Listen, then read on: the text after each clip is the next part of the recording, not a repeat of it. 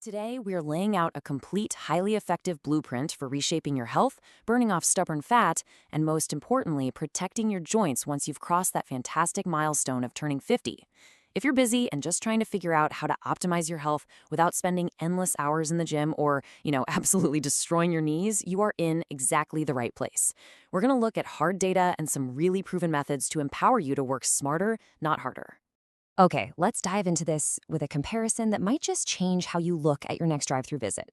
Picture a large order of fast food French fries. That's roughly 510 calories. Now think about the exact amount of physical effort it takes to burn those fries off.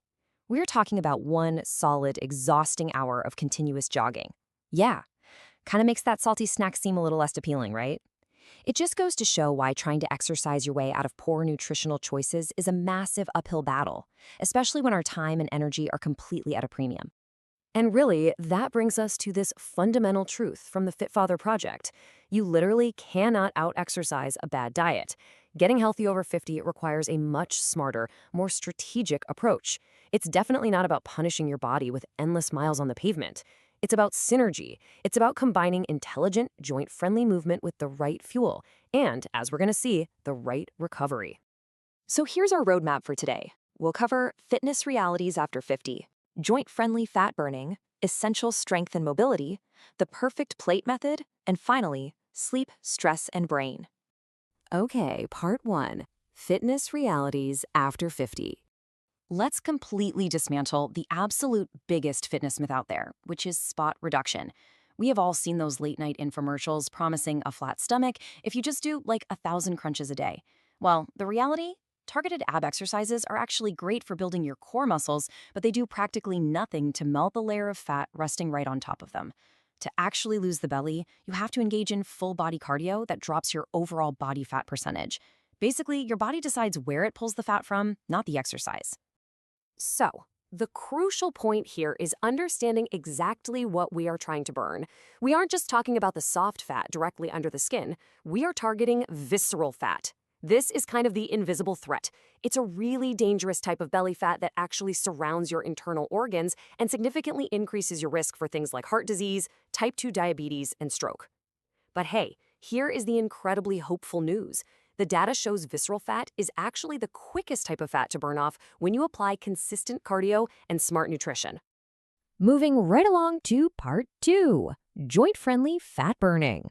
So, if you have access to a gym, you've got a fantastic joint-friendly menu to choose from. You can get an incredible calorie burn in just 30 minutes without ever pounding your knees on hard concrete. For example, a stationary bike at a medium resistance can torch around 450 calories. A brisk walk on the treadmill, that's roughly 350 calories. A rowing machine gives you this amazing full-body workout, burning anywhere from 250 to 500 calories depending on how hard you push. And then there's the elliptical, offering a perfectly smooth, zero-impact motion that still burns up to 350 calories. All these machines elevate your heart rate and burn that visceral fat, totally impact-free. But listen, you don't even need to be running to get an intense workout. You can actually turn a simple walk into high-intensity interval training, or HIIT, simply by playing with the incline. Try this exact 20-minute routine. Walk for 1 minute at a flat 1% gradient, and then hike that gradient way up to a steep 6% for the next minute to safely spike your heart rate. Just alternate those minutes for 20 minutes total. You boost your metabolism incredibly high, but the impact on your aging joints stays minimal. And honestly, why do we love HIIT so much? Well, studies show that high-intensity interval training can be up to 9 times more effective than steady, long-duration traditional cardio when it comes to long-term fat burning. That is huge. And it's largely due to something called the afterburn effect. By fluctuating your heart rate, you elevate your metabolism so significantly that your body just keeps burning calories for hours after you've already finished your workout, taken a shower, and gone home. All right, part 3, essential strength and mobility. Now, strength training after 50 is absolutely non-negotiable for preserving your muscle mass and keeping that metabolic speed up. But how you do it has to change. Those old school bodybuilder routines where you do chest on Monday and back on Tuesday, yeah, those are out. Instead, science points to full body workouts 2 to 3 times a week. And notice the specifics here.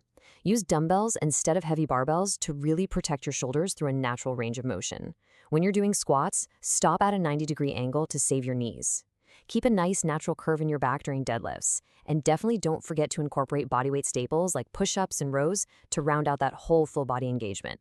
But of course, strength literally means nothing if you can't move comfortably. That's why we highly recommend a simple 2-minute morning mobility checklist. Spending just 20 seconds slowly rotating and flexing your major joints from your neck all the way down to your ankles every single morning is totally transformative. It lubricates the joints, it primes your nervous system for the day, and it actively chases away those stiff aches and pains we so often just accept as, part of getting older. Which brings us to part 4. The perfect plate method. And this brilliantly illustrates exactly how to eat for weight loss without the massive headache of obsessively counting every single calorie. It's called the perfect plate. Just visualize your next meal like this. Fill half of the plate, a full 50%, with a colorful variety of vegetables. Then dedicate 25% to lean proteins like chicken, fish, or turkey to feed your muscles. Finally, reserve that last 25% for complex carbohydrates like sweet potatoes or brown rice to give you really sustained energy. It's simple, it's highly visual, and honestly, it's virtually foolproof for busy people. And finally, part 5, sleep, stress, and brain. Listen, you could have the absolute perfect workout routine and the perfect plate, but if your lifestyle is chaotic, you are still going to struggle. Why? Because of cortisol. That's your body's primary stress hormone. When you aren't sleeping enough, or if you're constantly battling high anxiety, your cortisol levels just stay chronically elevated. And a high cortisol environment chemically commands your body to store and hold on to belly fat. Lack of sleep literally holds your visceral fat hostage. Managing your stress isn't just about feeling nice. It is a strict biochemical requirement for weight loss. So how do we fix that? Well, 2 highly effective ways to manage the daily chaos are hydration and tracking. Getting enough water is vital for the quality of your workouts and keeping those joints lubricated. Meanwhile, actively logging your food and your workouts takes all the guesswork out of your routine. Tracking exposes those hidden habits, like maybe those handfuls of snacks you grab from the pantry without even thinking, and it turns your random efforts into guaranteed, highly measurable progress. Now let's test that brain of yours right now. I want you to try something called the Stroop test. Can you say out loud the actual color that the text is printed in, rather than reading the word itself? So, like if the word blue is printed in red ink, you have to say red. Give it a try right now. Seriously, try it. It is surprisingly difficult to override your brain's automatic impulse to just read the text. So why did we just do that? Because health over 50 isn't just physical. Incorporating cognitive challenges like the Stroop test actively strengthens your prefrontal cortex. It's brain training. Just like lifting dumbbells strengthens your muscles, challenging your cognitive processing speeds up your mental agility, boosts your memory, and improves your focus as you age. A healthy body absolutely needs a sharp, engaged mind to direct it.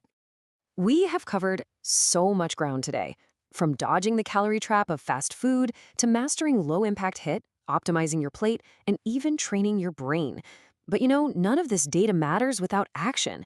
So I'm going to leave you with this final thought. What is the very first step you will take today to start working smarter, not harder, for your long-term health? Just pick one thing and start building your blueprint right now.